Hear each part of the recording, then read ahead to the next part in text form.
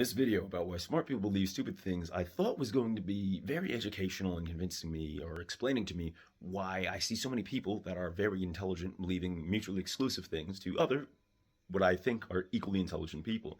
And it does do some of that. In the first 5 minutes, it does a great job explaining some studies on how we can use our own biases or our own logic to justify our own biases. Because the smarter you are, you can do more mental gymnastics. You have more tools and skills to build a wall around your belief system and fortify it even more. That way, if someone goes against it, you already have something else to attack or sweat it down with. It's actually quite fascinating in the first that 5 or 6 minutes.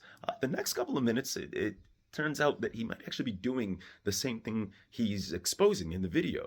He starts complaining about wokeism, effectively.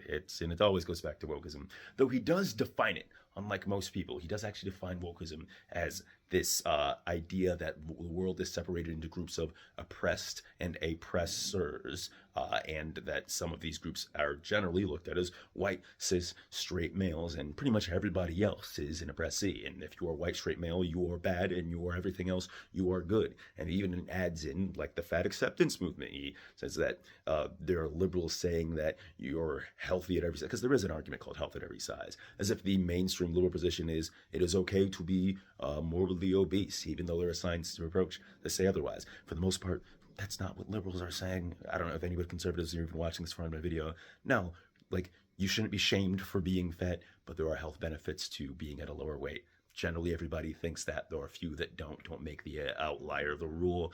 And he also goes about gender studies, talking about how they created gender studies to justify removing the traditional gender norms. Even though the idea of gender has been a spectrum since we studied it, he thinks that we're using the fact that there isn't a defined thing that is sex to say that there should be no defined thing that is gender, effectively.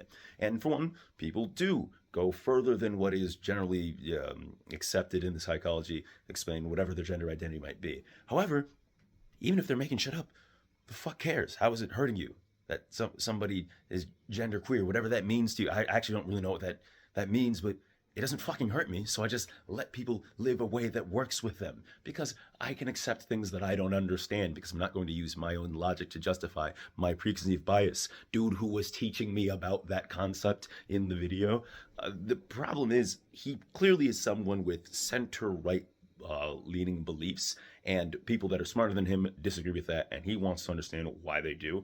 And basically, he came up with reasons to do that, so he doesn't have to change his beliefs. He can just accept that people that are smarter than him are wrong, but there's a good reason for them being wrong, so he doesn't have to change his belief, because they are just, making it up.